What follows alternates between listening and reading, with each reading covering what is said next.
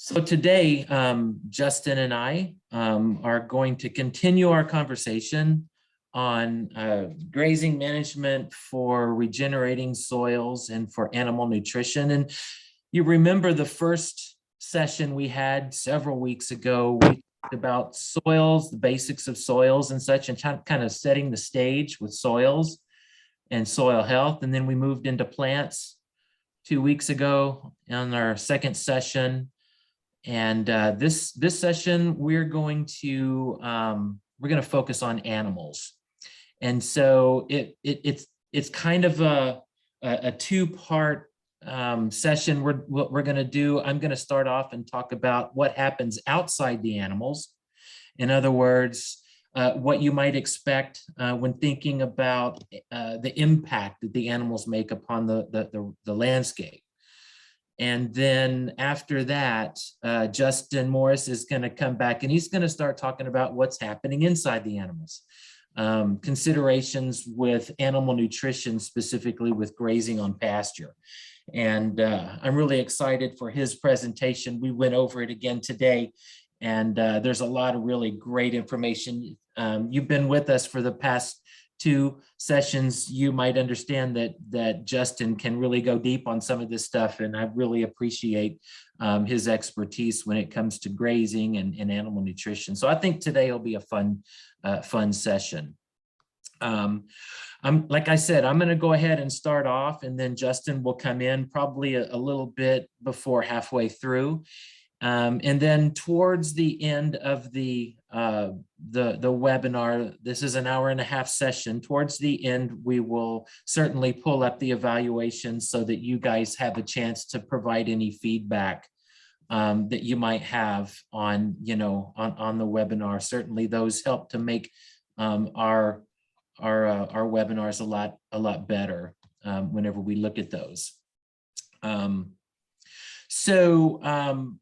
I know there's a few NCAT specialists that are joining us today, that you might also be hearing from on the chat. And as well, while I'm talking, if you have any questions, please feel free to put them in the chat. And, Justin may be able to take care of some of those. And then whenever he's talking, I may be able to take care of some of his questions as well. So if you have a question, go ahead and put it in the chat, and then whatever we can't get to during the session, we'll try to take care of at the end of the session as well. So with that being said, I think I'm going to go ahead and start us off. So Carlos has agreed to be our tech guy again, and he's advancing the slides. It just makes it a lot easier for us whenever he does that. So I'm going to ask him to go ahead and advance to the first slide, and we'll get going. All right. Well, again, welcome everybody to the third session. I'm going to start off today and talk a little bit about animal impact. As I said before, we're going to be talking about what goes on outside and inside the animal today. So I'm going to just start this off with thinking about what happens with respect to how animals can impact the land and some of the things that we can do in order to manage that and some of the implications for that. And I'll start off by kind of talking about latent seed banks and how we can use them to jumpstart ecological succession, a little bit about compaction, how that can compromise, but some of the things that we can do to mitigate that as well. And I'll finish up with a little bit discussion on the complexity of grazing decision-making, specifically from the perspective of the impact that the animal makes on the landscape. So let's just jump in. Starting off with our latent seed bank. This basically is, the latent seed bank is something that is accessed for greater forage diversity, mainly through natural reseeding, and we do use that to help us jumpstart ecological succession, as we're going to talk about a little later. But there's a pretty decent study that I read from Lennon and colleagues in 2021, basically saying that seed banks really are reservoirs of metabolically inactive individuals, right? in seeds, right? Important buffers. And what they do is they impart a resiliency in our biological systems. And dormancy is a really important function of that through the evolution of life forms gets them through periods where their fitness would be compromised. So that's kind of the biological and ecological purposes of seed banks. During this time, reproduction is delayed, especially during unpredictable situations like cold temperature or dry conditions, things like this. And thus, thus the fitness is overall maximized for whatever life form that is. I mean, you know, we have seed bank concepts in many different life forms, in many different life systems, but we're going to talk specifically about plant seeds today. So the point of dormancy and thus seed banks in general is basically to allow the individuals to persist over time and to perpetuate the gene pool. Next slide, Carlos, please. So seed banks contain massive numbers of individuals of various species. And I was reading today where Charles Darwin had noted long ago that he discovered that there are more than 500 types of plants that he germinated from only 3 tablespoons of mud that he collected from the margins of an English pond. And I thought that was amazing. It's like 500 different types of plants just from 3 tablespoons of mud, right? I mean, we've often heard that there's billions of microorganisms in a teaspoon, but I never thought there could be so many different types of plants within just 3 tablespoons of mud. So in many plant systems, dormant individuals attain densities that far exceed the abundance of the actively growing individuals on the surface by orders of magnitude. And for instance, a study of an alpine grassland, there was only a 20% overlap in the species that were found in the above ground plant community compared to the below ground seed bank. So that's an awful lot of seeds available in the soil. Can you switch the slide, please? Thank you. Within these seed banks, and within their dormancy and within their function, we have this idea of seed persistence. And this is an evolutionary function, and it's based kind of like on the metabolic functioning of dormant seed, that some species may experience seed aging and some may disappear due to predation or to deep burial. Some germinate, some desiccate, and so they all have a fate, right? And that's just a part of the ecological process, but there may be hundreds or thousands or hundreds of thousands of seeds. And if only 2% of them germinate, if there's a lot of seeds in the seed bank, that's an awful lot of plant individuals that can perpetuate.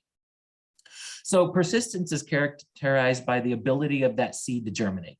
And some seeds will readily germinate and others will undergo dormancy, and they'll persist for years in the soil. And we'll talk about how important that can be.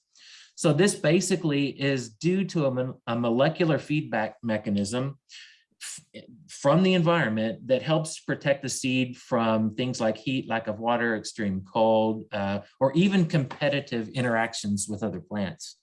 Next slide, please. So we think about seed banks and persistence and dormancy, and we ask ourselves, well, how does grazing impact this seed bank composition and its performance? Because that's where we're at. Like, that's what we want to know. How do my management practices on the land, impact that seed bank composition? So in a paper by Sternberg in 2003, he looked at a study where he looked at the seed banks of annual legumes, thistles, and forbs, and they had a large fraction of non-germinated seeds in this study for areas that were grazed early in the growing season under kind of high and very high grazing intensity. So the seed bank had lots of non-germinated seeds for these legumes, thistles, and forbs. So these plants, because of that, were considered to have a higher potential for persistent seed banks.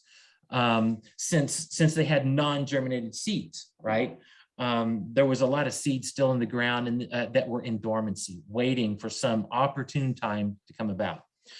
But the short and the tall annual grasses and the tall perennial grasses that were dominant in the ungrazed and moderately grazed paddocks that were in the study generally had seed banks with a very small fraction of non-germinated seeds. In other words, a lot of their seeds germinated. So under continuous heavy grazing pressure, we saw that there was a reduction in seed bank densities of the grasses in comparison to moderate grazing. So those densities were reduced because of that heavy grazing pressure.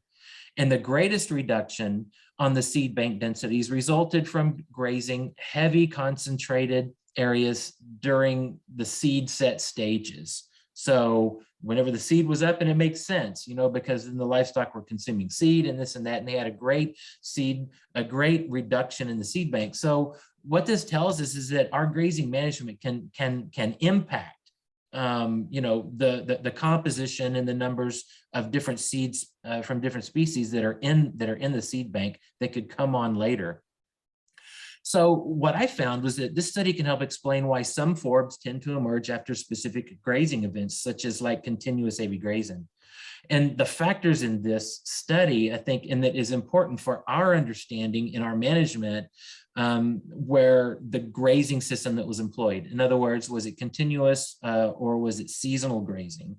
Also the intensity of the grazing that was done, and also when the grazing began. Was it early season or late season? So those three factors, the grazing system, the intensity of the grazing, and when grazing began, are basically control points that a grazer has in her toolbox that can impact the seed bank dynamics of the pasture. And then we can think of the seed bank as becoming a reservoir for successional change. And remember, we talked about successional change in session 2, where we can actually manipulate the composition of a pasture through animal impact. And the seed bank, basically, we see how it becomes, through our management, a reservoir for this successional change. And again, this is where an adaptive mindset in grazing management is so powerful. So high animal impact, you know, where we have defoliation of the plants, defecation, urination, saliva, hoof action, trampling, all these things, they all feed the soil microorganisms, and the physical disturbance that these animals do opens up niches for new plants to germinate. And what's cool is that it's very likely with this type of management that you're going to see plants return to the system that you've never seen before. And this happens all the time with these types of systems. In fact, many grazers have been able to change weedy fields to productive, diverse pastures, and even see native perennial plants come into being, right, within years of beginning, you know, a high density grazing system. And they do it without chemicals, and they do it without seed plantings, because again, that seed bank is there. And they do it with animal impact alone, because the seeds are there waiting for the opportune time to germinate and grow. Okay, let's go to the next slide, Carlos. So once again, it all comes back to soil health. What's really cool that I found in my research is that some plant microbe associations also depend on dormancy of the seeds. And because certain strains of, say, nitrogen-fixing rhizobia bacteria will only associate with plant varieties that actually engage in dormancy. And then another aspect of this is that the germination of some plant seeds actually require a fungal partner.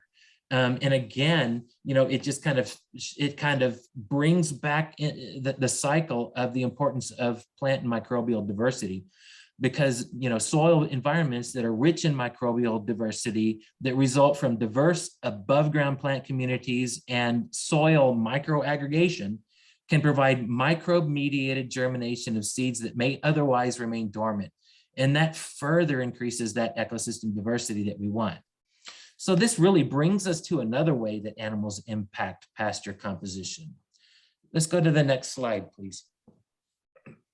So Allison and Bender in 2017, we're talking about the uniformity of use of rangeland plants on large rangeland tracts, specifically like semi-arid rangeland, you know, using periodic animal movement, along with the placement of mineral and water and supplemental feeds.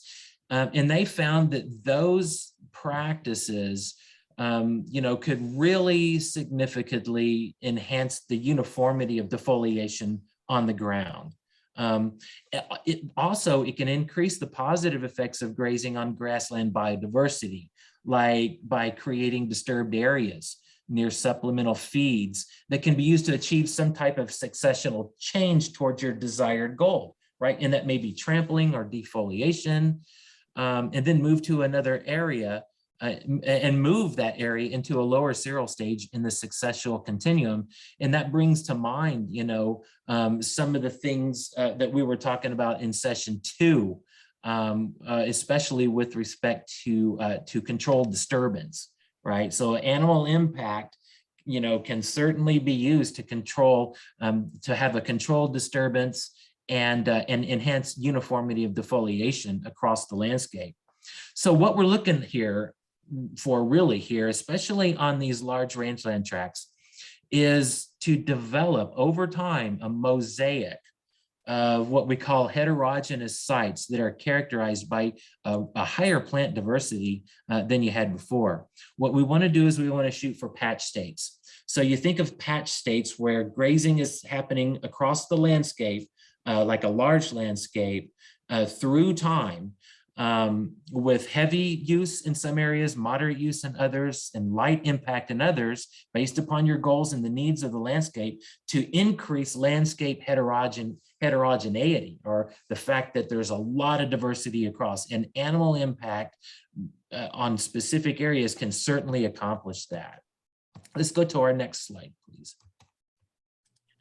However, grazing the landscape severely for long periods without attention to patch state management will actually simplify the ecosystem.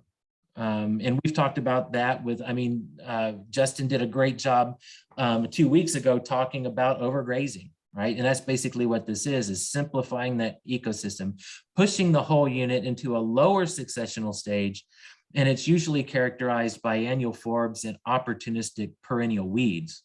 So really, instead of thinking about featured species as our targets in our management decisions, in other words, I would like to have these types of plants here, what some rangeland professionals and rangeland managers are suggesting now is that we think rather in terms of ecosystem processes. What type of ecosystem processes need to be enhanced, and how can they be enhanced through the strategic placement of animals on the land to provide that impact, to set that seed bank in motion, right? So that we can actually have plant succession happen within a couple of years to bring about the desired change that we want on the landscape. So we think big picture. If we have that big picture thought, will result in more diverse patches throughout that landscape. And I like to think of this as like, if you build it, they will come, right? So if I have that ecosystem process running at its optimal, the way the landscape was intended, based upon the soil structure and the slope and the water holding capacity and the annual precipitation and all of these things, then those plants that we want will actually come because of that impact that they receive from the livestock. So the bottom line, manage for multiple habitats and functioning ecosystems. That probably gets, we've found, gets us a lot closer to the type of landscapes in our pastures that we want to be successful. Let's go to the next one, please. So what about smaller tracts? And we've talked a lot about, smaller tracts and in the past a couple of sessions, especially smaller tracts, in the eastern and southeastern and midwestern United States, where we have higher rainfall, where we have higher plant densities and things like this, and where we have a non-brittle environment with more biological degradation and such, and quicker nutrient cycling. And that's really what distinguishes this type of a situation from a semi-arid rangeland situation. So on smaller tracts, what we're looking for here is animal movement with proper recovery period for the plants is our primary means to manage that succession and increase the plant diversity. But we also, what we want to do is we want to add in alterations of seasonal use patterns.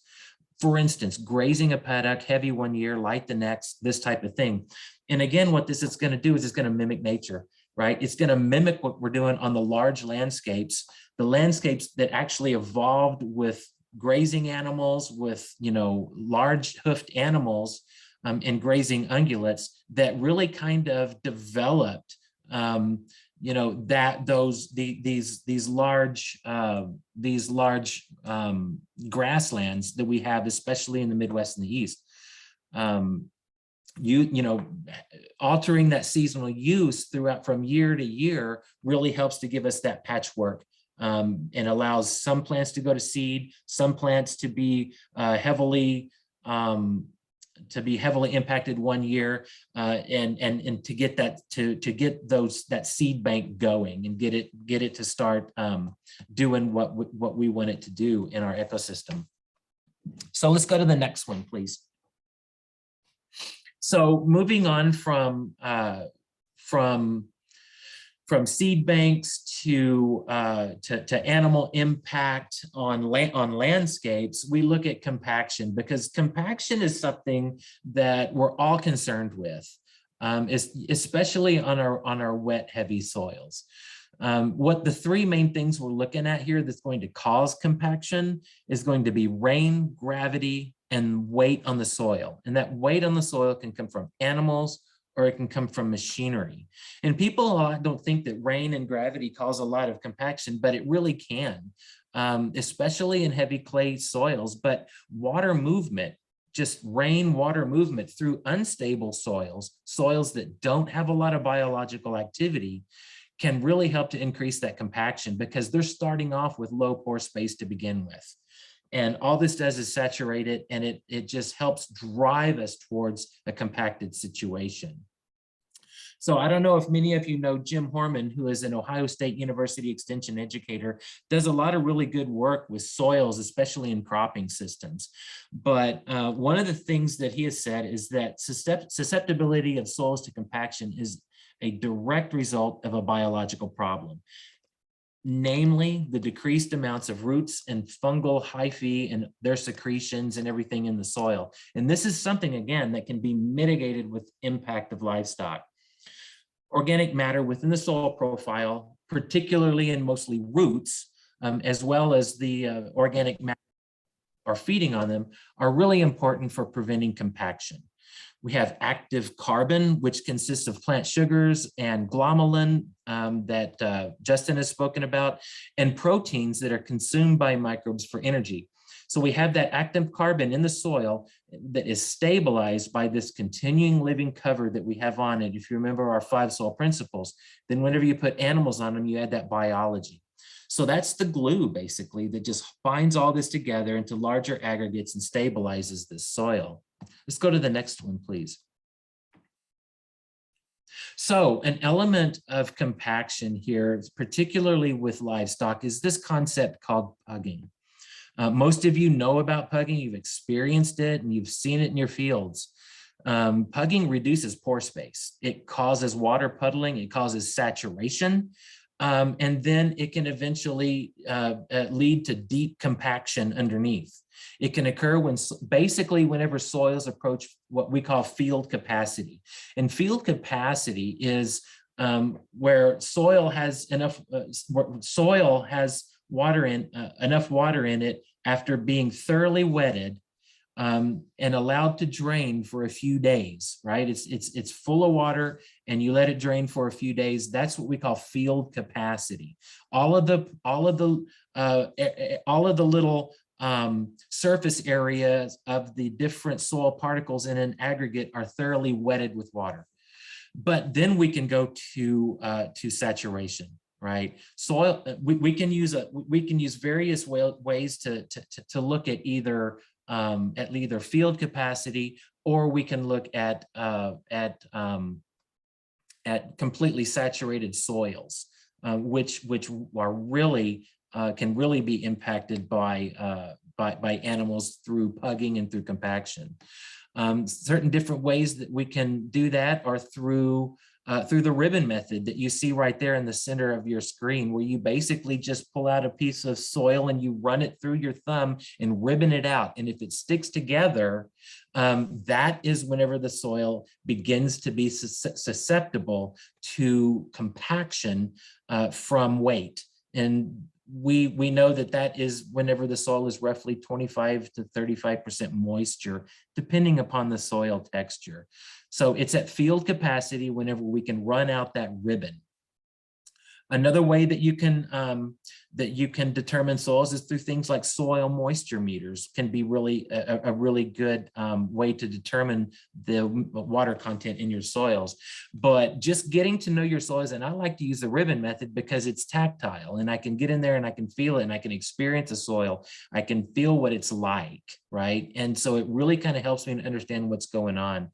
We want to have a way, in other words, to kind of capture what's happening in the soil, and when we need to start making decisions on how we're going to deal with compaction on the land. So let's go to the next slide, please. So a lot of times we think if we have a subsoiling, if we have a problem with compaction, we can do something like subsoiling. And we can break up that hard pan, and we can, or we can go in there and we can renovate it with an aerator or things like this, and we can and we can take care of the compaction problem.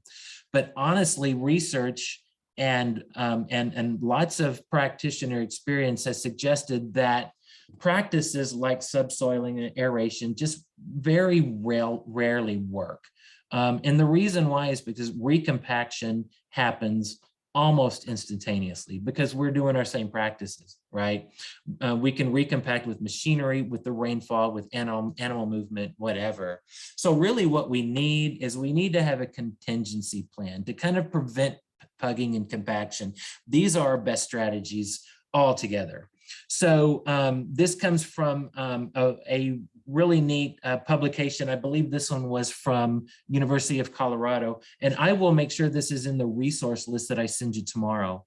But it gives you a little bit of a visual and soil moisture assessment column and the management approach that you might choose whenever you have this situation. So for instance, if you see little or no visible pugging, the moisture levels are below that plastic limit or that limit whereby you can roll out a ribbon in your thumb, and you have no precipitation in the forecast, you might be able to just continue grazing as normal. However, if you have less than about an inch of pugging and the soil moisture levels are slightly above that plastic limit, it's just starting to get a little bit saturated with no precipitation in the near-term forecast, you have a couple of options, right? You can double the amount of space you have to graze and spread them out so that there's not so much pressure on the land, not so much density and not so much weight, right? You can move to a pasture with coarser textured soils, to a more sandy soil or something like this. You can move them more frequently, or you can have a sacrifice. And it's the same thing if you have just like, if you're really saturated and you've got deep pugging, you know, your options include getting them to that sacrifice area and feeding hay, you know, moving them to a dry lot if you have to. But the thing is just to get them off of that pasture until that pasture falls below field capacity again. Otherwise, you're going to have a problem with soil compaction. Okay, so let's move on to the next slide. So before I transition over to Justin, where he talks about what happens inside the animal, I just wanted to take, you know, these ideas of, you know, animal impact and the things that they do. You know, the animals impact the seed bank, and the seed bank therefore has a reciprocal impact on the landscape. We have the animals, you know, impacting the land based, you know, bringing about desired or undesired changes in plant succession. And we have an impact on the soil itself with compaction that we all have to have ways to mitigate, right?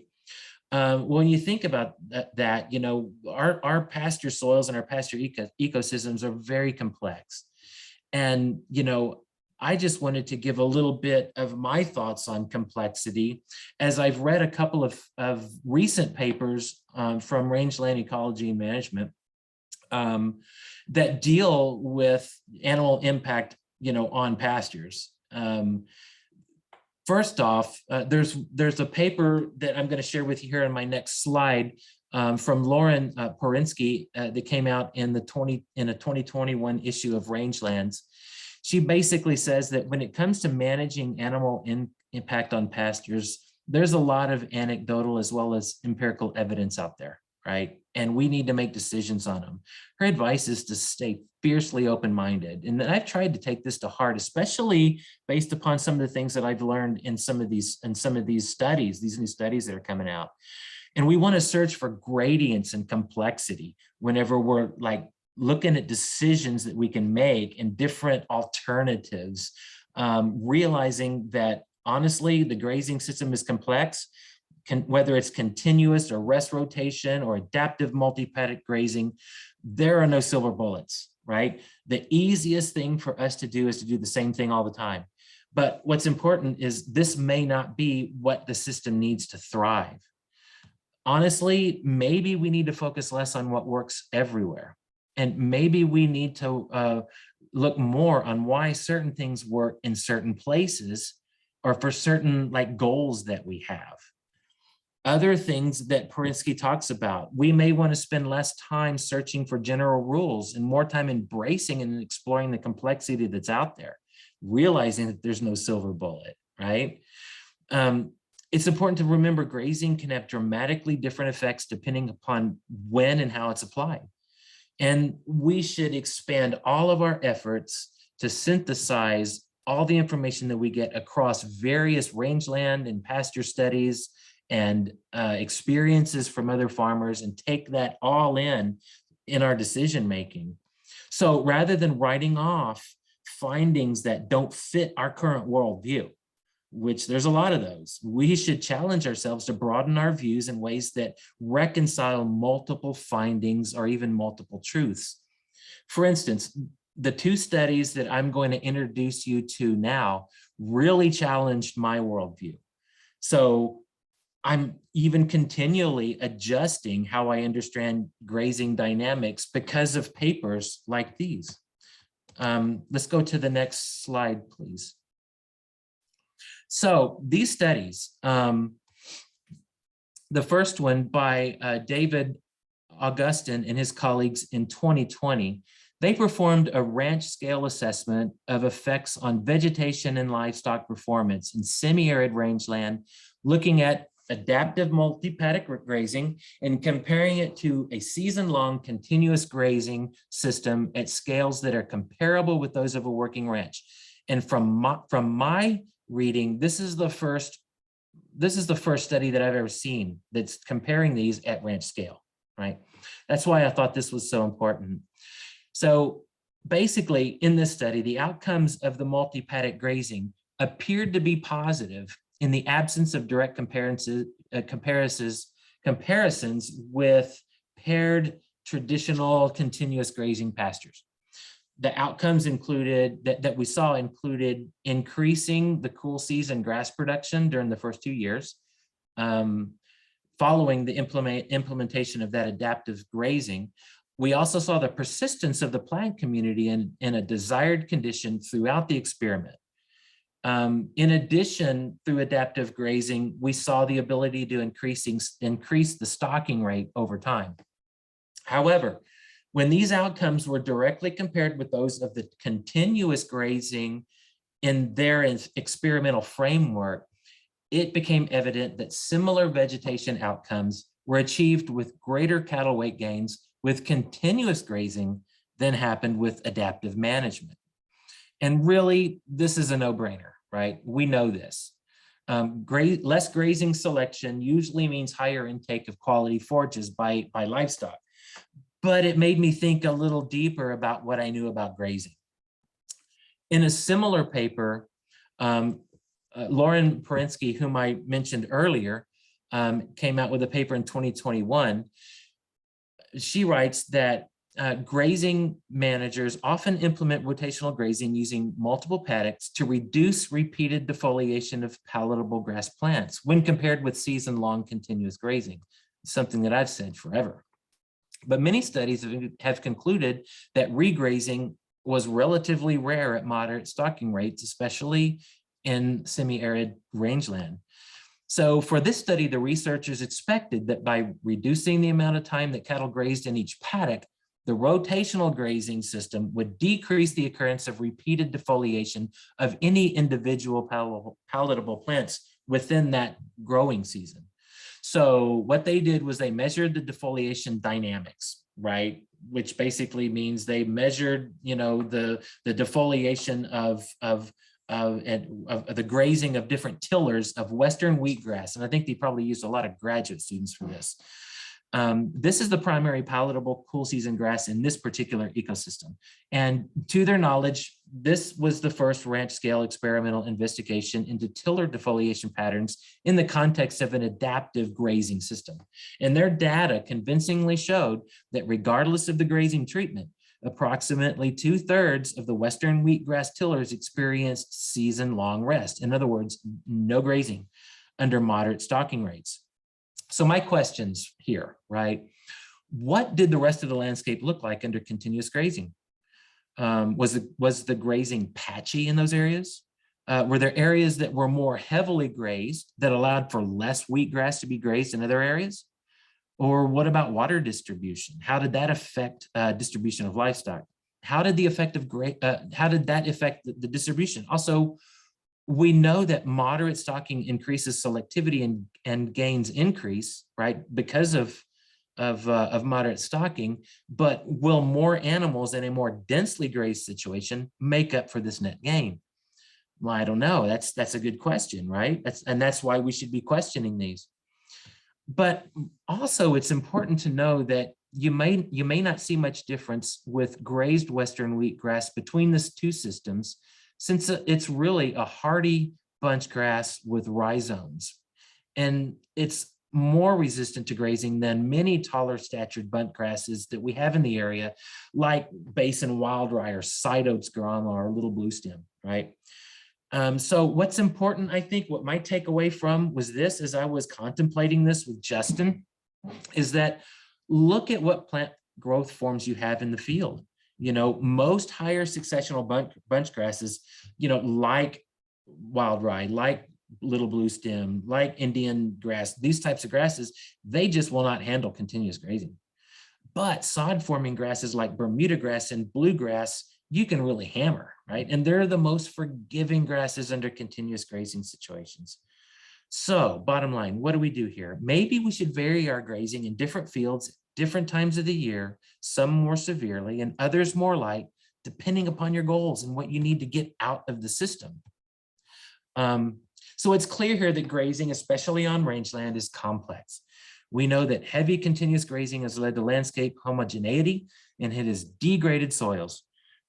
We can also see that in moderate stocking on large landscapes, even continuously grazing, as in these studies, may at times have effects that are similar to adaptive multi-paddock grazing in the same ecosystem.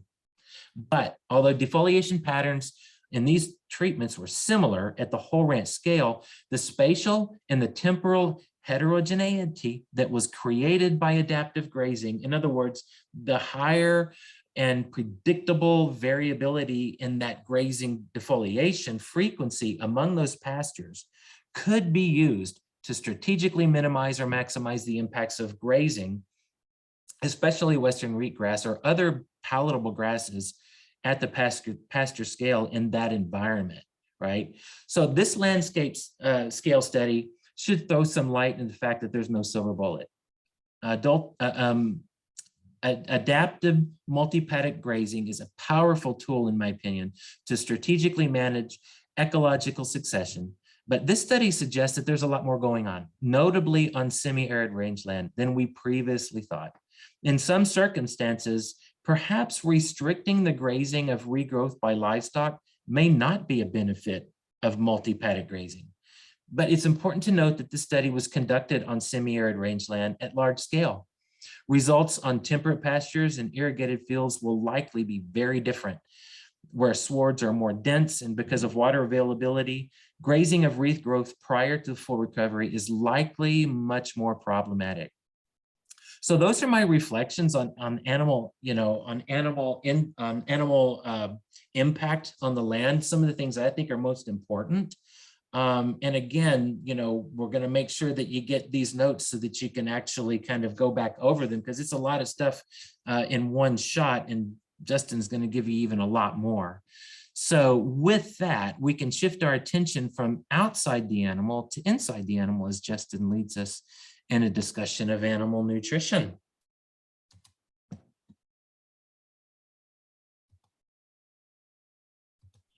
All right, thank you so much, Lee. I was a little bit delayed there because I was answering the chat question. Very good. And now I'll take over for you.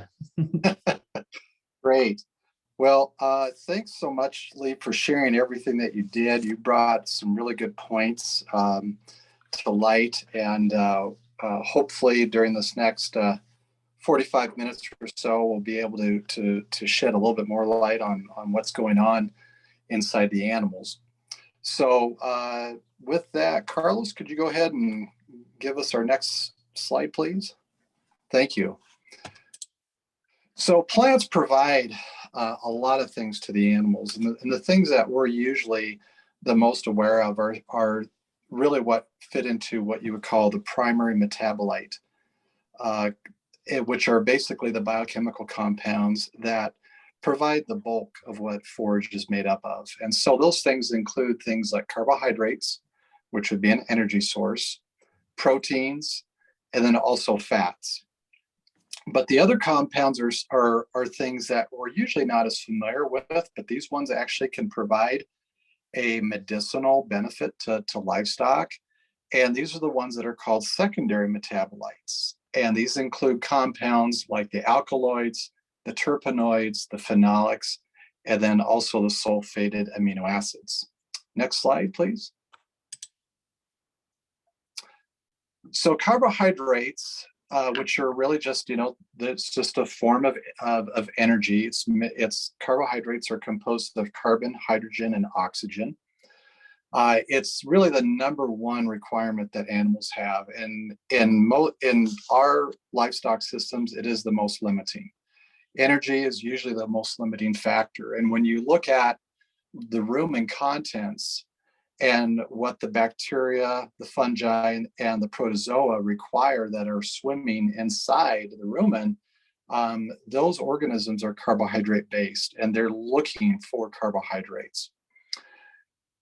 Interestingly enough, and we'll get into this in a few more slides, but the highest amount of energy in a plant is really focused in those upper leaves. The lower leaves have less energy, and that's simply a fact that upper leaves are getting more sunlight, so they're photosynthesizing, whereas lower leaves are getting shaded out. The second most highest requirement being protein, again, very similar to energy, is found in higher concentrations in the upper leaves of the plant. And your spring growth, so you think about that young vegetative growth that you get in the springtime where the pasture is just pure green. That really provides what we would say an excess of protein compared to energy. So it's very heavy on the protein side, not quite as heavy on the energy side.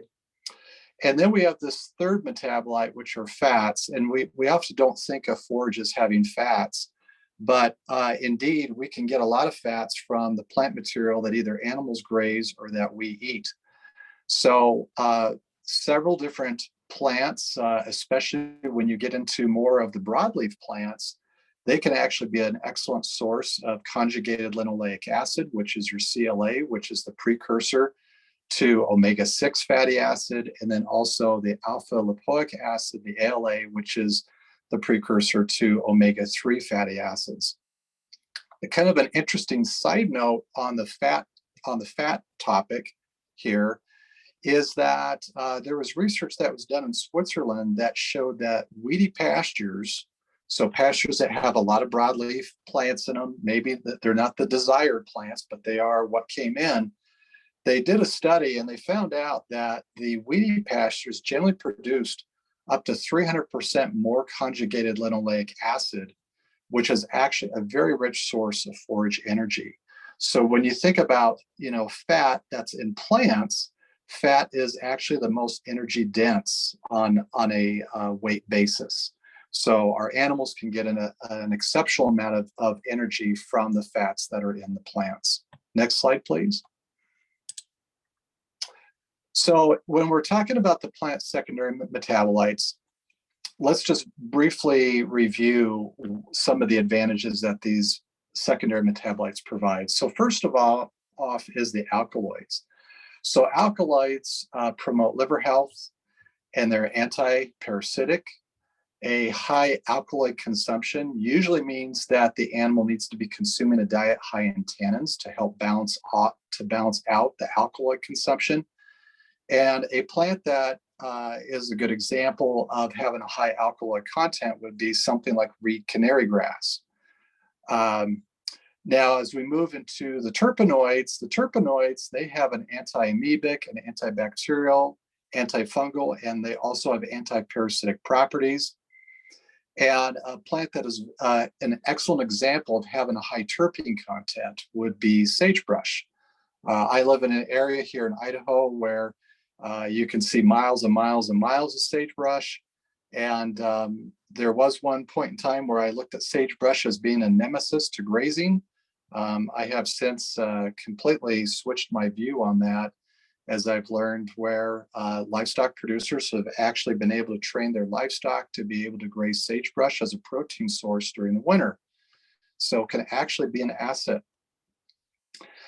Next up are the phenolics, and the phenolics are divided really into two broad categories. So they're either a flavonoid or a non-flavonoid. And the flavonoids are actually anti-inflammatory. They help to aid the immune system and they have antioxidant properties. And then the non-flavonoids can be divided into three categories. And these categories would be the salicylic acid, the tannins, and the lignans. So salicylic acid is an anti-inflammatory, it's a mild antiseptic. Tannins reduce internal parasites, they enhance protein assimilation, they reduce bloat risk, and they also counteract the alkaloids, which I mentioned earlier. So some plants that would be high in tannins would include many of our native forbs, sandfoin, bird's foot trefoil, the lespedezas, and then many of our shrubs and trees are very high in tannins. The lignans create a habitat for rumen microorganisms, and they also enhance cud chewing. And then finally, the sulfate amino acids, which include allium and alanases. These are antibacterial, antifungal, antiviral, and anti-cancer. Next slide, please. So if you're raising livestock that are going to be sold by the pound, or you're in the dairy business, livestock eating as much as possible is crucial for high rates of gain or milk production. You want animals to just pig out, right? You want them to eat a lot. So the amount of forage that the animals graze each day is going to determine how much weight they're going to gain or how much milk they're going to produce. So here are the results of a study that was done that looked at how graze period, or the amount of time livestock spend in one spot, affects the amount of forage they consume on a daily basis as a percentage of the animal's body weight. So on day one, livestock ate the most, around 4% of their weight per day. On day two, livestock ate a little bit less, around 3.7%. And then by day 6, livestock were eating only about 1.8% of their weight per day. So the question would rise, why is it that the shorter the graze period, the more animals ate? And the reason why that is because on day number 1, what do animals do when they come into a fresh field or a fresh paddock? They eat the most palatable plants in the pasture.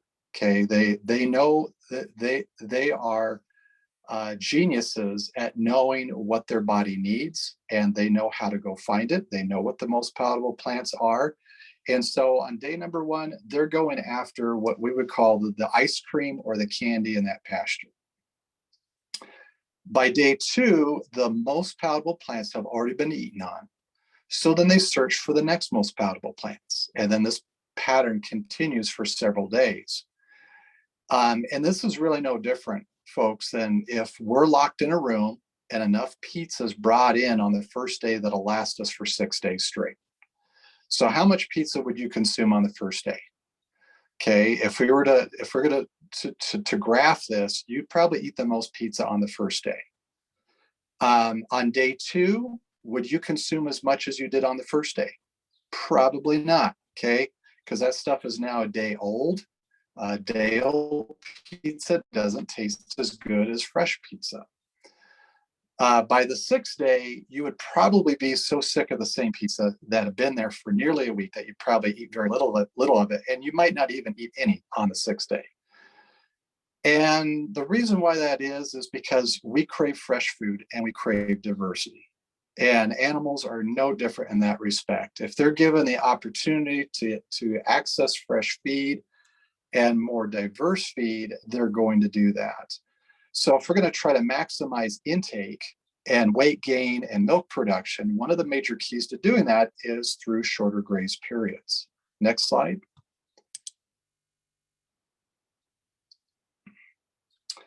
So the other way to increase animal intake is by providing pastures that are dense and tall so that livestock spend the least amount of time and energy getting a mouthful. So density refers to the number of plants per square foot. And then as plant density increases, the easier it is for livestock to get their next bite.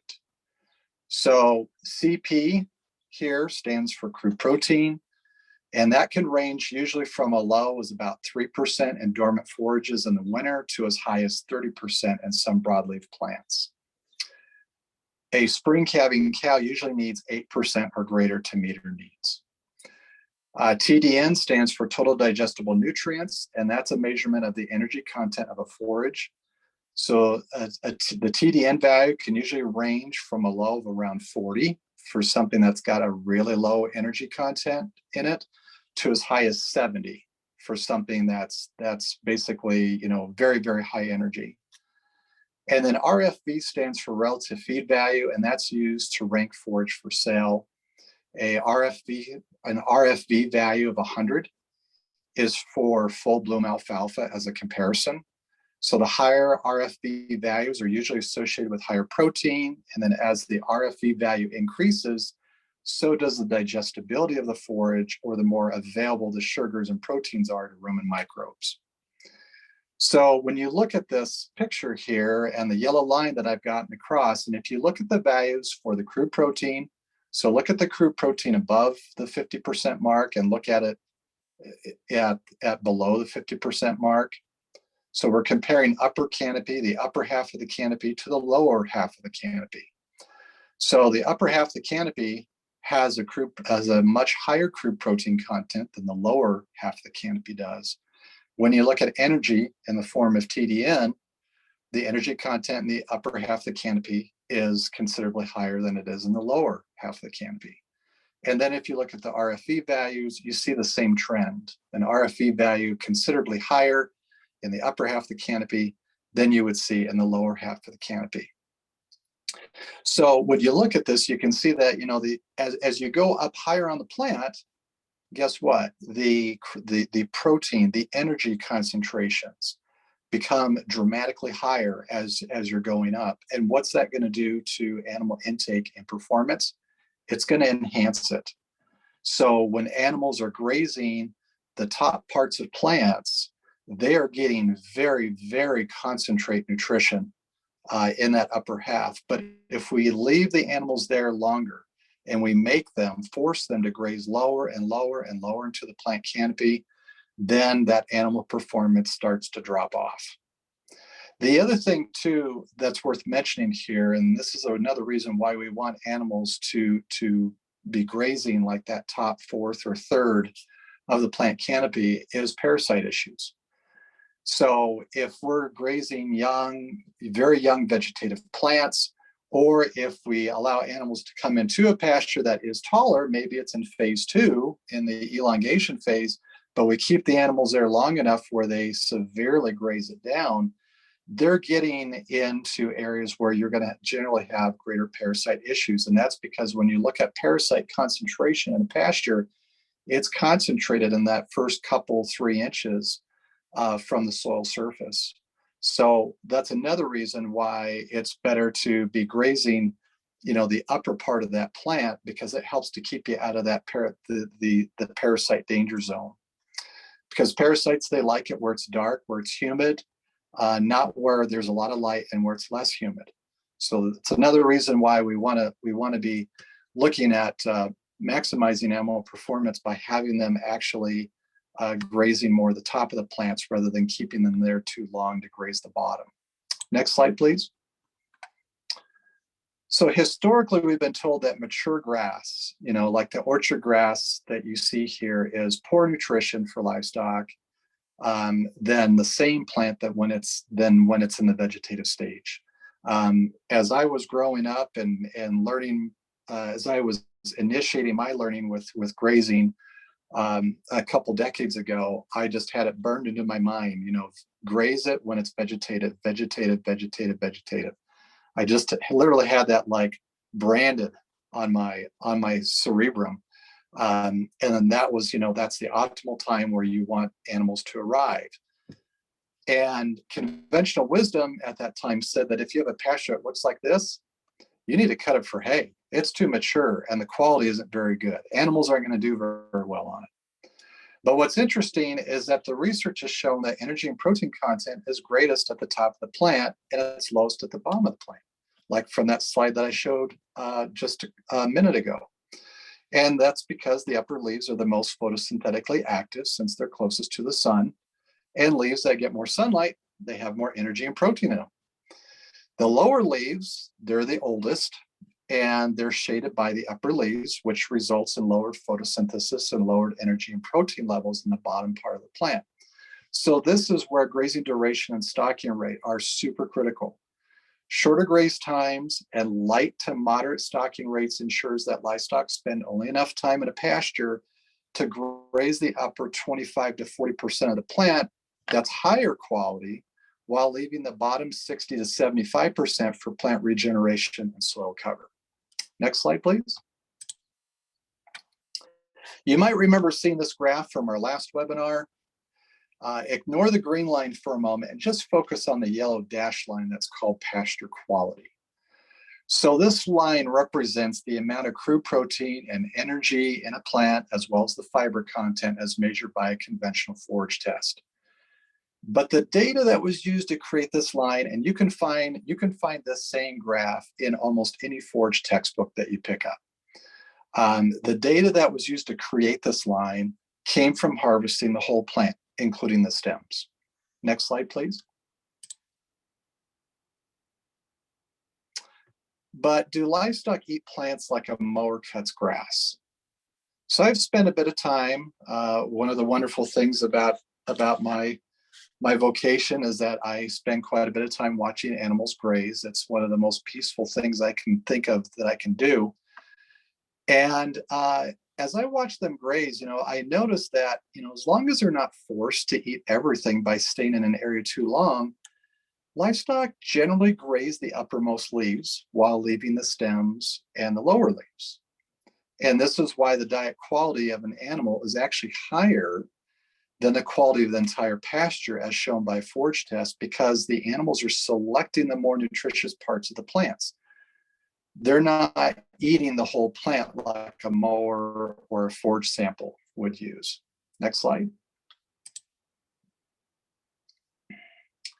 So I kind of look at it, animals have basically, 4 diets during the growing season.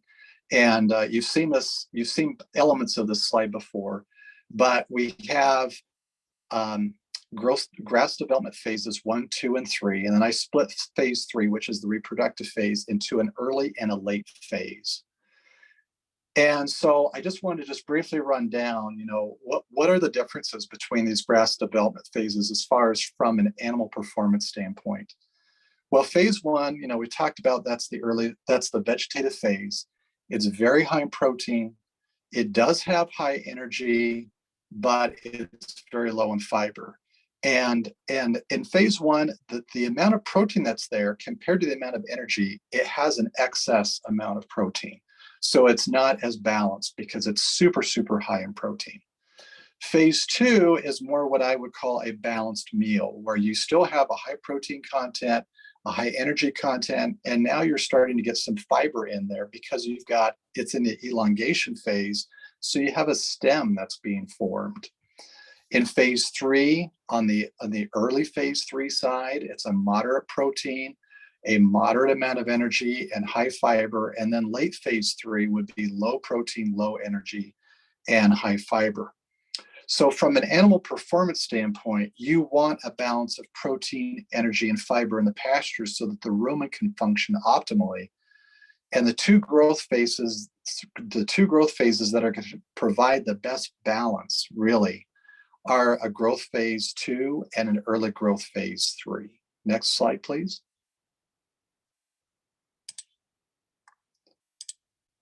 Okay, so based on the pasture quality diagram from a few slides ago, which looked at the quality of the entire plant, including stems and old basal leaves, I created a new diagram that focuses more on the quality of the diet that's coming into the rumen. And I'm making a distinction here between pasture quality and diet quality. They are not the same thing.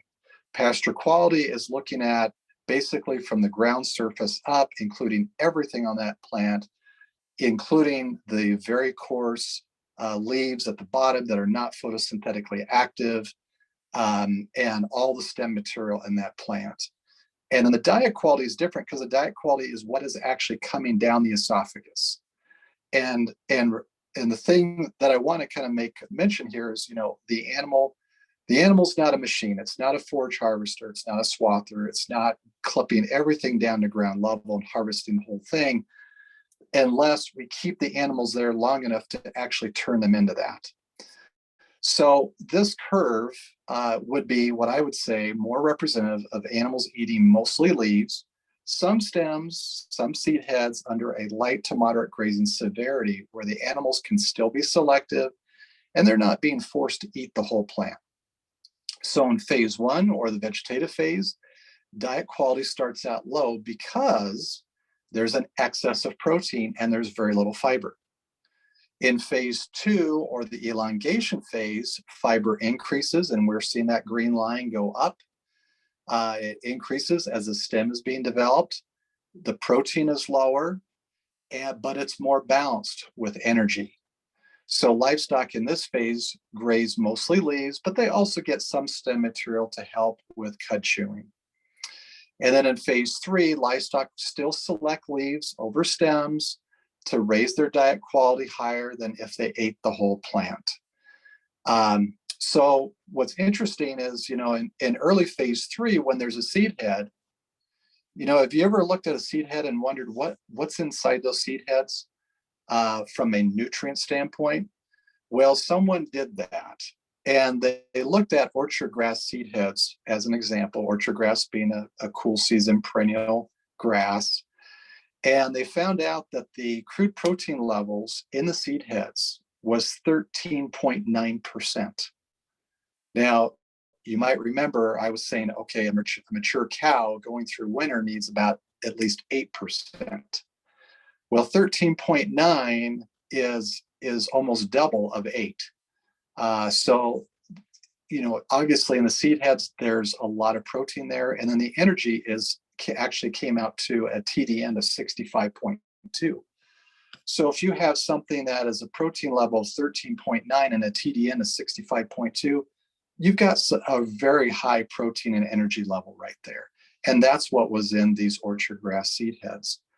So what's interesting is, along with, spending a lot of time observing, watching animals graze, one of the things that I noticed as I was helping some people with their grazing management was that when we admitted animals into the next paddock, as we move the hot wire and they enter the next paddock, what the first thing that most of the cows went for? They went for seed heads. before going to eat leaves. They actually started nipping, and I observed them watching them biting seed heads off. And it was really kind of comical. I thought it was, just because I'm kind of a grazing geek, to see them actually going after the seed heads before even dropping their head down to eat the leaves. And that's because, again, the animals, they know what they need, and they get this feedback mechanism from whatever they eat. And so they know that there's something in those seed heads that their body needs. Next slide, please. So grazing plants, when they're in the vegetative phase, can create some problems. And this is where we're going to get into a little bit of the nitty gritty on what's going on inside the rumen, but I think this is an important thing to talk about. And when we look at the rumen microbes, so you have bacteria, you have fungi, and you have protozoa that are swimming inside that rumen, whether we're talking about a cow, sheep, goat, llama, alpaca, whatever. So the rumen microbes convert plant material into either microbial protein or volatile fatty acids for energy. An example of a volatile fatty acid is acetic acid. So when you grab that jar of vinegar that's in your kitchen or in your pantry and you look on the side of the label, when you look at the ingredients on vinegar, it'll usually say acetic acid 5%, 5% acidity. So volatile fatty acid is produced, and the animal can actually absorb that volatile fatty acid for an energy source. So your early vegetative grasses and your legumes are high in crude protein. So if you're to do an analysis on, full bloom alfalfa or younger alfalfa that's like part bloom or no bloom, the crude protein on that can be 25% or greater. And most of that protein is highly soluble. And that's why if you have animals grazing, white clover, red clover, alfalfa, that's the reason why you have to be concerned about them consuming a large concentration of that, especially when it's not blooming, because the solubility of the protein is super, super high. Now, other plants, other forbs can also be very high in protein. They can be 25 or 30%, but the solubility of that protein isn't as high as it would be in alfalfa and a lot of our clovers. So that soluble protein, it degrades quickly in the rumen. And in the case of legumes like alfalfa and your clovers, you can get bloat. Next slide, please. So your immature grasses and legumes that are higher in protein and lower in energy, they end up overloading the rumen with excess protein. So you get a lot of this excess protein, what they call funny protein or non-protein nitrogen, that's being expelled from the biology working on the forages that are coming into the rumen. So then that excess protein is converted into ammonia gas, and then that's absorbed into the blood. So high concentrations of ammonia inhibit the red blood cells from transporting oxygen to the cells and carbon dioxide out of the cells. So what's happening there, folks? The animals are actually starting to suffocate because those red blood cells were created to be able to transport oxygen to the cell and get CO2, which is a byproduct of respiration, a waste product of cellular metabolism, out of the cell so the animal can exhale it. But then the ammonia is interfering with that, and that creates a condition called blood urea nitrogen or milk urea nitrogen, BUN or MUN. Next slide, please. So the excess ammonia in the blood is metabolized, it's excreted via the liver and the kidneys. And by having all this excess ammonia in the blood, that ends up creating a metabolic condition where you have blood urea nitrogen or milk urea nitrogen. And because the liver and the kidneys have to go to this extra effort to get rid of this ammonia and get it excreted out of the body of the animal, that extra energy that it takes for the liver and kidneys to do that, where's that extra energy coming from? It's coming from the fat reserves of the animal. So as the fat reserves are being reduced, that means that's starting to decrease the body condition of the animal. It's also lowering the ability of the animal to gain weight.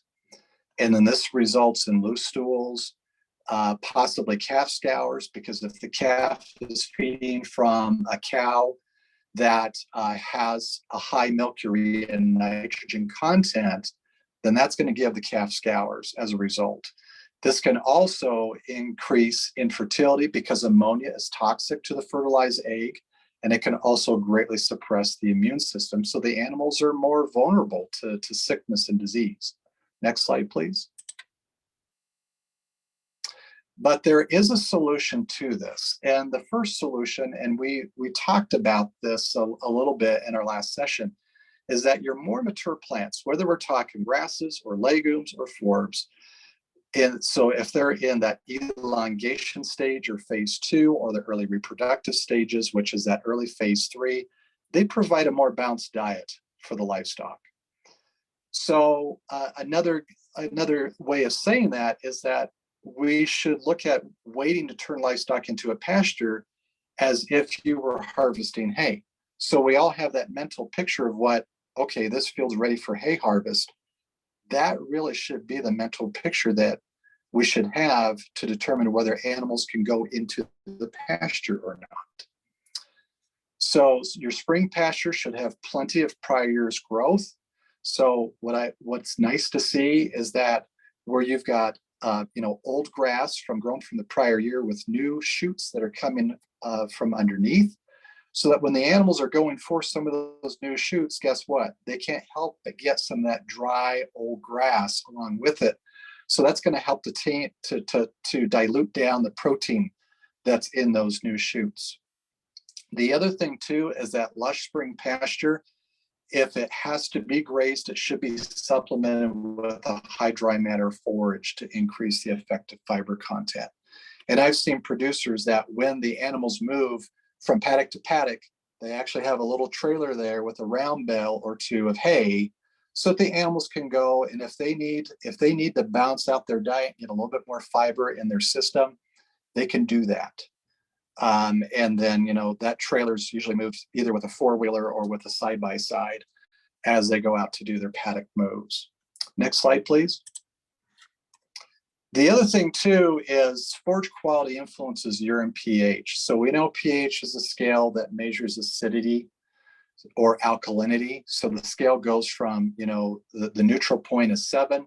So basically water should be neutral at 7.0. It's neither acidic nor basic.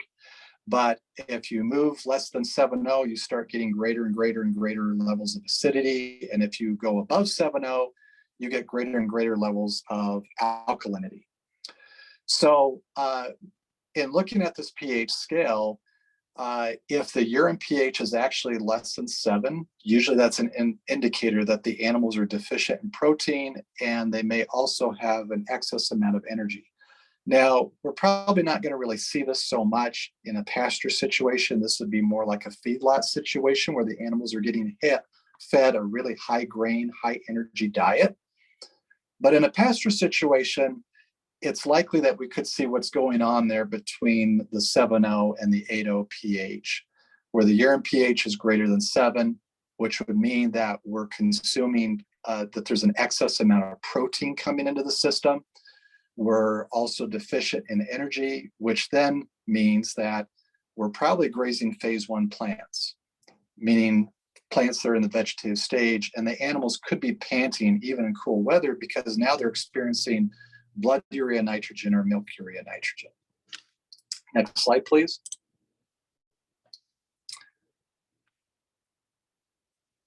So when we start looking at another indicator of forage quality and how the animal's doing, manure scoring is a great way to look at this.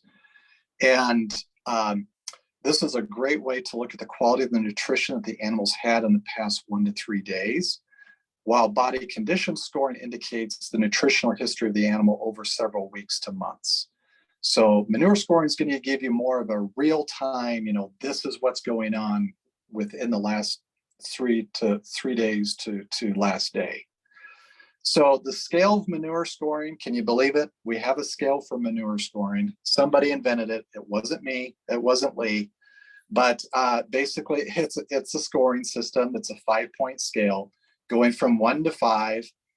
So a score of 1 is extremely runny, very watery like. 5 means that it is very dry and it's segmented, like you see up there on the slide. So in order for manure scoring to be effective, it needs to be done with animals that are healthy, okay? Because a lot of times if an animal's sick, it's going to throw the scoring system off. So you'd only want to use a scoring system with animals that are deemed healthy. And water quality can also affect the manure scoring, because if the water quality is poor, the animals can be dehydrated because they're limiting their water intake. And then that could affect the consistency of the manure. So a manure score of 1, like I was saying, it's super watery, it's very runny. The animals' rear ends are just caked with manure, very liquidy. You don't want to be standing behind the animals when they feel the call of nature or if they swish their tail. And that's because when it's really runny like this, they really have an excess of protein in their diet, and they don't have enough fiber in their diet. And that comes from grazing vegetative plants all the time. So the other thing too is that as the animals are using energy to process the excess non-protein nitrogen or the funny protein, they're really at risk of losing their body condition and then having other problems. So again, the solution to this is providing access to pasture that contains grass that's grown from the prior year, or to have hay available to help slow down the rate of passage for better nutrient absorption and to help thicken up the manure. Manure score 2 is basically going to be very much the same of what I said for score 1. It's still very loose. It's still not the optimal of what we're looking at. A score 3 is really what we're looking for. That is the target. And, we're looking for something that, is more kind of like a pumpkin pie-like. So it has the consistency of pancake batter. So I don't mean to gross any of you out prior to Thanksgiving. And when you're looking at the pumpkin pie thinking, yeah, Justin Morris said, 7 months ago that that's what the manure from the cow is supposed to look like. But it hasn't caused me to have an aversion to pumpkin pie. I still love my pumpkin pie, even though we talk about manure scores. So with a score 3, you're going to see a slight dimple in the middle. It's going to have more of a plopping sound when it hits the ground, but it's going to be manure that's not going to stack up. And this is really indicative of optimum rumen function. And then when we get into scores 4 and 5, that's where we're getting into, higher fiber forages, lower protein, lower energy. And it could be in the case of a water quality issue, like I mentioned before. It may be an issue where the animals are not consuming enough water along with the dry matter that they're eating.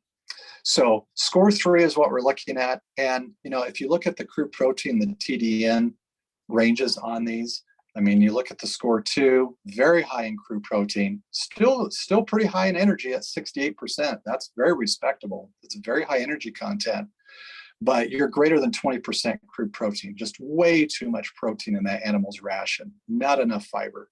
Score 3, you're right there in the middle, 12 to 15% crude protein, 62 to 70% TDN. And they're getting enough fiber in that diet. And then score 5, really low protein and also really low in energy. Next slide, please. So we can also look, if we're looking at a forage test, if we're buying hay and we're trying to determine, if this hay is good forage or not, if it's going to allow animals to do well on it or not. There's what we call a digestible organic matter, and that's actually a measure of energy. And the way that you calculate it is you take the TDN value and you divide it by 1.05, and then you take that value and you divide it by the crude protein value. So it's really an indicator that the digestible organic matter to crude protein ratio, that's going to indicate how efficient the rumen can be at extracting the nutrients that are in the feed. So if you divide the digestible organic matter by crude protein, you're going to get a value ranging from 0 to 10, somewhere in there. And really what we're shooting for is a score of 4 in most cases for being optimal. Next slide, please. So this is where we look at, okay, so if we're in that 0 up to probably about 3.7, 3.8, that's where we've got excess protein, we've got low fiber, we're grazing phase 1 plants, we've got a high BUN, MUN concentration, we've got running manure, and we generally have manure scores that are going to be in that 1 to 2 range. Next slide, please. So here between 4 and 7, this is more of a balanced meal for the animals. So they're getting adequate fiber. 4 is still probably our optimal, especially on a lot of our tame pastures. If we get into upland range, into more semi-arid environments, then actually a 5 and a 6 can be considered to be comparable to a 4 in more tame pasture situations. So what the type of plants that are going to allow us to be in this score more easily are going to be those phase 2 and early phase 3 plants, which is going to give us more of that pumpkin pie-like manure, and that's going to help us give a manure score 3. Next slide, please. And then we have our, when we're getting into the 7.5, 8, 9 range, we're into low protein, low energy, very high fiber stuff. And that comes from consuming very mature plants that are in that late phase 3 or they're dormant. We got very dry manure that stacks up, which then gives us a manure score of a 5 and sometimes a 4 in some cases. Next slide, please. We can also look at room and fill. This is something that can be easily done when we're out moving the animals. You want to look at the left side of the animal behind the last rib and in front of the hip bone. And if the animals are getting an optimal intake, you should not see a depression in that area where you see that red triangle at. It should be flat with the rest of the side of their body. If it's bulging out, then that's usually, if you're going to see bloat, that's where you're going to see bloat occurring, because that's the area that's covering the rumen that is not covered by ribs. That's because you're just past the last rib on the animal.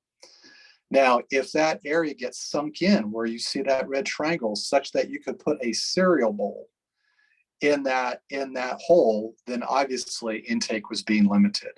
So when you're looking at something and you want to know on a minute by minute basis, look at where the room and fill is on the animals. Next slide, please.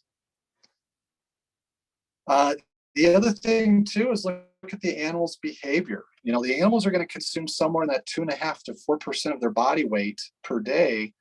But as the animals are moving from field to field or paddock to paddock, if they're consuming adequate amounts of dry matter, when you open up that next paddock or that next field to them, they're going to walk into there. They're not going to run into there. And then also when you admit the livestock into a new field, if they immediately begin grazing without searching out the field boundaries, then you likely limited their intake. So looking at the animal's temperament and their behavior is a good clue on whether you're giving them enough, and whether the quality is also good enough for them to go in. Next slide, please. Now I'm just going to blaze through these next 6 or 7 slides just to give you a little bit of a flavor. Lee and I went to some great work in the Paddock design publication that will be coming out shortly. And all these figures that are in this presentation are also in that new publication that'll be forthcoming. But essentially what I wanted to show here is that the paddock shape and the livestock movement influences how much the animals are going to eat. It influences their trampling effect, and it influences manure distribution. So you look at, something where animals linger in an area for a long period of time, and they're given a lot of areas, such as with continuous grazing. You look at where, you see a lot of brown spots close to the watering point. Well, that's where the dung is going. The different shades of greenness indicates, how low or how severely the forage was being grazed in that area. So near the watering point, it's going to get grazed more severely. You keep moving out from the watering point, it's going to get less and less and less grazed.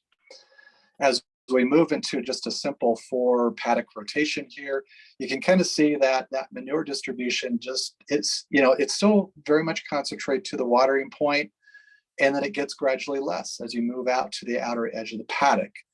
And the grazing distribution also mirrors much of what you see with continuous grazing.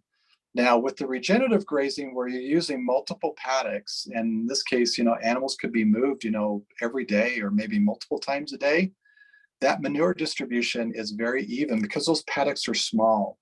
They're just in that one paddock for like a day, and then they're moving to another paddock for another day. And so that manure distribution ends up being very much more evenly distributed over each paddock, so that over the entire field, you've got a much better manure distribution and urine distribution over the entire field. So your nutrient cycling is going to be improved.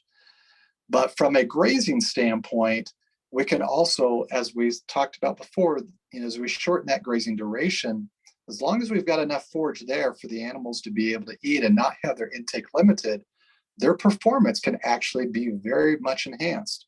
As I showed from a slide from probably 15 slides ago, where, 1 day grazing duration, that's when you saw the highest animal intake. Next slide, please.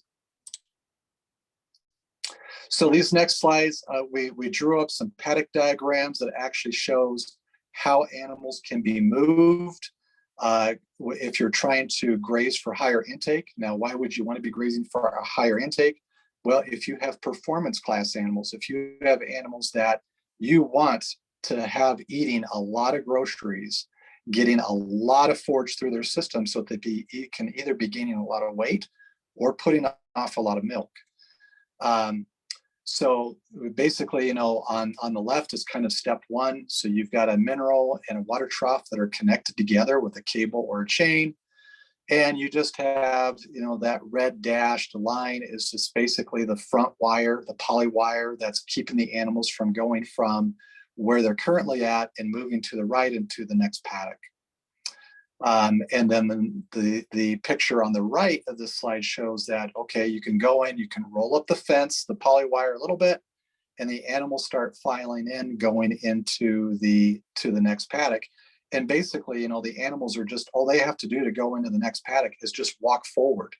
All you're doing is rolling up the wire in front of them, and all they have to do, they have to spend the least amount of energy, and they just walk forward and they can continue to eat at a high rate. Next slide, please. And then this shows, the next phase, so once you have that first wire rolled up, the animals walk into that dark green area, which is ungrazed forage. And then they, on the slide on the right, you go ahead and create the next paddock for the animals to graze so that it's ready to go when you arrive next time. Now, Carlos, I'm going to have you skip ahead several slides, please, so you can get to the recommendations slides. Should be slide 51. And again, folks, all of these will be great. All these will be available to you, all these diagrams. So first recommendation here for high animal performance is to strive to improve plant diversity, including the use of forbs, high tannin plants, shrubs, and trees. We want diversity as much as possible from an animal nutrition standpoint, because again, what's going to come along with those forbs, those high tannin plants, those shrubs and trees, you're getting those plant secondary metabolites, which can actually provide a medicinal benefit for the animals. Next slide. Weedy pastures can provide nutritional and health benefits over pure grass and less diverse pastures. Again, I kind of cited a study that was done in Switzerland that talked about the CLA content in pastures that had a lot of weeds in them. So they can actually give you a greater plant secondary metabolite concentration, which can help from an animal health standpoint. Next slide, please. So daily paddock moves can be very beneficial for performance class livestock. Again, as long as you've got enough there in front of the animals so that they're just basically taking that top fourth or third of the plants that are there in a 1 day graze duration, you can have very, very high performance. Next slide.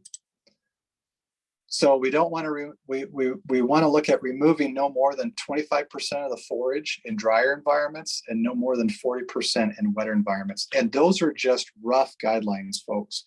When I say drier environments, I'm basically saying anything under 30 inches or that's not irrigated. And if you're in an environment that you're under 15 inches or even under 10 inches, I would take that 25% and I'd probably knock it down a little bit to maybe 20 or 15%. It really depends on the environment that you're in. The drier the environment that you're in, the less frequently you receive precipitation, the more cautious and careful you need to be on how much plant material you allow to be removed with each grazing event. Next slide, please. So pastures provide that optimal nutrition once they look like they could behave. So we're looking at that late phase 2, early phase 3 level development. Next slide. And then we want to use animal behavior, room and fill, manure scoring, and forage quality tests to know if livestock are getting the proper diet.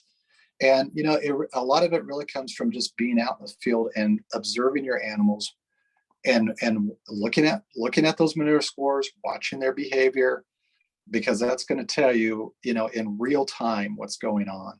Next slide, please.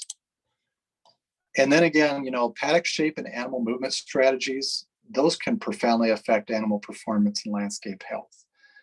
And with that, that's all I have for this part. I apologize for running a little bit over. Carlos, why don't we go ahead and start the survey? Thanks a whole lot, Justin, and thanks for everybody kind of sticking on towards the bitter end here. I know it's difficult to like pull together so much information in just an hour and a half. We could probably do this for 3 hours, but I think we'd all probably fall asleep.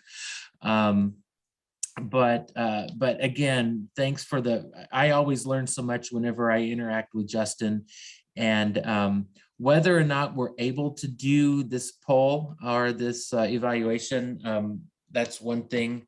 We'll certainly try to get it done another time. Thank you, everybody, for your good questions. I hope that we answered everything in the chat to the best of our ability. Again, any questions that come up, feel free to email either Justin or myself. Tomorrow you will be receiving another resource list, and I will make sure to include the slides and notes as well, so you can go through those. And we had a few questions from last session that came through to us, and we were happy to interact over email to kind of have discussions on what's going on your individual farms and ranches. Thanks again, everybody. Thanks, Linda. Linda Coffey, our program specialist in Arkansas, is a sheep producer, and she always helps out with the questions as well. Really appreciate you, Linda. Thanks again, Justin. Thanks for everybody for participating. And 2 weeks from now, we're going to go into adaptive management, and we're going to try to take these last 3 sessions and bring them to a wrap up and kind of bring everything together on various ways to manage on the landscape. So we look forward to that, talking about some monitoring and things like that as well. So appreciate it. You guys have a great week. I hope your grazing seasons are starting out productive and that you're getting the moisture you need. And then if you're not, you're able to adapt and you're able to see how you can move your animals and use them to conserve more water in the soil. That's what it's all about. Thank you, and we'll sign off, and we will see you in 2 weeks at the same time.